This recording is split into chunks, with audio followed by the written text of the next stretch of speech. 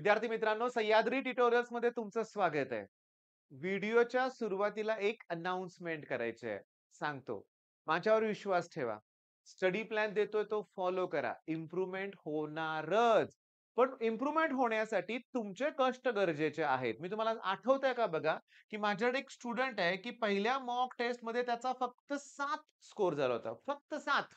Okay. Proper plan केला, अभ्यास करून घेतला त्याच्याकडून, पण ना मनातली भीती अजून अजून पण जात नाहीये. पण दुसऱ्या टेस्टमध्ये त्याचा स्कोर ऑलमोस्ट 28 झाला. ओके. तिसऱ्या टेस्टमध्ये काहीतरी 37 च्या आसपास स्कोर होता. इम्प्रूव्हमेंट होत नाहीये, होत नाहीये. पण थांब, अभ्यास कर. काही टॉपिक आहेत ते रिवाइज कर. केमिस्ट्रीमध्ये ईझी टॉपिक आहेत, मॅथ्समध्ये ईझी आहेत ते कर. हे सांगितल्यानंतर चौथ्या टेस्टमध्ये मात्र स्कोर आता 62 झालाय. तुम्हाला एक सांगू का महत्वाचं? या स्कोरमध्ये गोळ्या बिलकुल मारलेल्या नाहीयेत. बऱ्यापैकी ना येतील तेवढेच क्वेशन सॉल्व्ह केलेत. याचा अर्थ हे स्कोर अजून इम्प्रूव्हमेंट होणार आहे. आता तुम्हाला मला सांगायचं आहे, की 200 पैकी लास्ट इयर माझ्याकडे एक स्टुडंट होता. त्याचा स्कोर समथिंग काहीतरी 97 वगैरे काय झाला होता आणि त्याचा पर्सेंटाइल क्लोज टू 95 होतं बरं का बाळांनो. एक चांगला, समाधानकारक, एक ठीक आहे. एकदम खराब नसणारा चांगला स्कोर आहे हा पर्सेंटाइल. मग आता तुम्हाला पण इम्प्रूव्हमेंट करायची आहे ना. काढा ना 10 तास तरी वेळ काढा अभ्यासासाठी. बरं मग आज काय करायचंय ते मी तुम्हाला सांगणार आहे आणि तुम्ही ते करायचंय. कुठला बॅकलॉग-बिकलॉग काही विचार करायचा नाही. आज तुम्ही केमिस्ट्रीचं सांगतो, मी तुम्हाला सांगतोय ते ऐका. सॉलिड स्टेट पासून तुम्ही ते chemical kinetics, electrochemistry, solid state आहे, सोल्युशन आहे, ionic, thermo, chemical equilibrium, sorry चुकून मी केमिकल इक्विलिब्रियम म्हणलो बरं का. इलेक्ट्रोकेमिस्ट्री पण हा टॉपिक आहे लक्षात घ्या. इलेक्ट्रोकेमिस्ट्री आणि मी तुम्हाला सांगतो हे 12th स्टँडर्डचे टॉपिक करा रे. किती वेळ लागतो रे सॉलिड स्टेटच्या रिव्हिजनला? 3 क्वेश्चन पर शिफ्ट आहेत या टॉपिकचे लक्षात घ्या. सॉलिड स्टेटचे 2 न्यूमेरिकल मी विचारणार आहे. प्रत्येक टॉपिकचे 2, 2, 2, 2 न्यूमेरिकलच विचारणार आहे. म्हणजे 20 मार्काच्या टेस्टमध्ये 20 मार्काची छोटी टेस्ट आहे. दुपारी 4 नंतर ही टेस्ट ओपन होईल आपल्या ॲप्लिकेशन वरती. फ्री राहील सगळ्यांना. द्या तुम्ही द्या. पण हे करण्यासाठी किती वेळ दिलाय तुम्हाला मी? 3 तासात हे व्हायला पाहिजे. या 3 तासात ना थोडा ब्रेक घ्या, काही हरकत नाही. पण तुम्हाला जे येतायत ते टॉपिक पट-पट रिवाइज करा. येत नाही असा कुठला टॉपिकच नाहीये. वन शॉट लेक्चर्स असतील तर बघा. ओके. मी तुम्हाला सांगतो काही अवघड नाहीये हे करायचंय. बर सर आता केमिस्ट्रीला 3 तास मी वेळ देतो. इनिशियल पहिला 3 तासाचा स्लॉट मी केमिस्ट्रीलाच देणार आहे. मग त्याच्यानंतर दुपारी मी तुम्हाला सांगतो स्ट्रेट लाईन हा टॉपिक करायचा आहे. ओके. माझं ऐका. पुस्तकातलेच न्यूमेरिकल बऱ्यापैकी आहे तसे सीईटीला आलेले आहेत गेल्या 4 वर्षात म्हणूया आपण. सिरियसली लक्षात घ्या. गेल्या 4 वर्षात मी बघितलंय. हां, जेईई लेव्हलचा एखादा क्वेशन येऊ शकतोय. पण मी तुम्हाला सांगतो त्यासाठी ना पी-वाय-क्यूज तर बघा रे अगोदर. पी-वाय-क्यूज बघा काही हरकत नाही. पण त्याच्या अगोदर मी तुम्हाला सांगतो, की तुम्ही टेक्स्टबुक मधले सॉल्व्हड प्रॉब्लेम बघा. ओके. आणि याच्यात भरपूर शॉर्टकट्स आहेतच. तुम्हाला सांगतो शॉर्टकट्स आहेतच. Straight line 11th standard. मग मॅथ्सला मी 4 तास वेळ देणार नाही.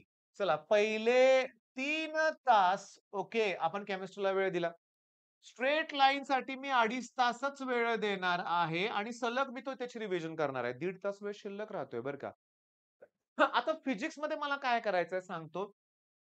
आज मला आपण बुधवारी जी टेस्ट घेणार आहे त्यातले magnetic material, dual nature, structure of atom, molecules, nuclear ह्या 3 टॉपिकचे ना पी-वाय-क्यू वगैरे काही सॉल्व्ह करायचे नाहीत. मला फॉर्म्युले फक्त त्याची एक लिस्ट बनवायची आहे. 1 तास बाद झाला त्यासाठी. पण मला तर 3 तास वेळ आहे. मग या 3 तासात मी ड्युअल नेचर आणि मॅग्नेटिक मटेरियल हे 2 टॉपिकचे पी-वाय-क्यूज करणार. कसे करणार मी तुम्हाला सांगतो. मी असं कन्सिडर करतोय तुम्ही अगोदर एकदा तरी हा टॉपिक केला असेल ना बाळांनो? नाही केला. का नाही केला वर्षभर मला सांगा? का नाही केला हा टॉपिक? केला तर पाहिजे ना लक्षात घ्या. मग केले नसतील हे टॉपिक असं होणार नाही. केलेत तुम्ही टॉपिक मग त्याचे ना डायरेक्टली माझं म्हणणं आहे मार्क्स ॲप्लिकेशन ओपन करायचे, क्वेशन सॉल्व्ह करायला सुरुवात करायची. जागेवर रिझल्ट आहे. नाही आला तर खाली आन्सर पण आहे. क्रॉस चेक तुम्ही करू शकताय. हे करायचंय. आता एवढं केल्यानंतर फिजिक्स झालं, मॅथ्स झालं, केमिस्ट्री झालं. मी तुम्हाला सांगतो. मॅथ्सला मी एवढाच वेळ देणार आहे. ओके. सकाळी 3 तास मी केमिस्ट्री केलंय. मॅथ्स नंतर मी परत केमिस्ट्रीची रिव्हिजन करणार. कुठलं? परत तेच फिजिकल केमिस्ट्री. मी पुन्हा रिवाईज करणार आहे. मग टेस्ट आपली 4 पासून सुरू आहे रे आणि रात्री 9 पर्यंत ती ओपन असते तुम्हाला माहिती आहे किंवा ठीक आहे 11-12 पर्यंत टेस्ट ओपन ठेवतो. ओके. मग तुम्ही दिवसभरात स्टार्टला केमिस्ट्रीला सुरुवात केली. 3 तास केलं. पुन्हा मॅथ्स 2-2.5 तास करून पुन्हा केमिस्ट्री केलं. पुन्हा फिजिक्सला वेळ देऊन पुन्हा केमिस्ट्रीची रिव्हिजन केली. मला 3 रिव्हिजन हवे आहेत तुमच्याकडून आणि मग पेपर द्या. मग बघूया पेपर कसा अवघड जातोय तुम्हाला. बरं हे करत असताना तुमचा सेक्शन 1 ऑलमोस्ट क्लिअर होतोय. फिजिकल केमिस्ट्री हे डोक्यात ठेवा. हे लक्षात घ्या. ही फायनल रिव्हिजन आहे ऑलमोस्ट तुमची लक्षात घ्या. मग आता प्लॅन लक्षात आला. मग आपलं टार्गेट काय होतं सांगा बघू? डे 1चं टार्गेट अचीव्ह करू आपण. मग डे 2 ला आपली कुठली टेस्ट नाहीये. उद्या कुठली टेस्ट नाहीये. पण उद्या आपण फिजिक्सची पुन्हा प्रॉपर रिव्हिजन करणार आहे. मॅथ्सचा एखादा टॉपिक कव्हर करणार आहे आणि केमिस्ट्रीचं मी तुम्हाला सांगतो ना, सांगतो ऑर्गॅनिक करू नाहीतर इनऑर्गॅनिक करूया आपण. तुम्हाला सांगतो किंवा अप्लाइड केमिस्ट्री करूया. सिरियसली आठवड्यात ना केमिस्ट्री सगळं कंप्लीट होणार आहे. आठवड्यात ना मॅथ्सचे 5-6 टॉपिक सेक्शन 1 अख्खा अरे सेक्शन 1 आहे ना मॅथ्सचा. तर मी तुम्हाला सांगतो तर आता प्लॅनमध्ये थोडाफार चेंजेस पण करू शकतोय तुम्ही. जर तुम्हाला केमिस्ट्रीला एवढं 3-3 रिव्हिजनची गरज वाटत नसेल, केमिस्ट्री कमी वेळात होत असेल, तर तुम्ही पटकन आज काही कराच रे बाळांनो. मी तुम्हाला सांगतो, सगळ्यांना सांगतो लक्षात घ्या. मला मॅट्रिक्सचे संध्याकाळपर्यंत सगळे शॉर्टकट पाहिजेत. समोर बसलेल्या ऑफलाईनच्या स्टुडंटना मी सांगतोय, कॅमेऱ्याकडे बघत सांगतोय, मॅट्रिक्सचे सगळे शॉर्टकट क्लिअर झाल्याशिवाय संध्याकाळी जेवायला सोडणारच नाहीये. हां, एडजॉइंट ऑफ एचा डिटर्मिनंट, ए इंटू एडजॉइंट एचा डिटर्मिनंट, ए इन्व्हर्सचा शॉर्टकट असेल, 2/2 मॅट्रिक्सचा इन्व्हर्स असेल. सगळं जमलंच पाहिजे लक्षात घ्या. ओके. मग आज डे 1 असू द्या अभ्यासाचा, तरी काही प्रॉब्लेम नाहीये. ओके. अजून भरपूर दिवस आहेत. आहेत आणि मला आनंद होतोय तुमची इम्प्रूव्हमेंट बघून. सांगू का स्टुडंटचं नाव पण आनंदच आहे. लक्षात घ्या, लक्षात घ्या. मेन पॉइंट काय, की इम्प्रूव्हमेंट आहे. तणाव ठेवू नका. एक पॉझिटिव्ह वेनं अभ्यास करा. योग्य दिशेनं चाललोय आपण. सर स्कोर इम्प्रूव्हमेंट होत नाहीये. या विषयावर सेपरेट व्हिडिओ बनवूया आपण. तुम्हाला नाही अख्ख्या जगाला तसं वाटतंय.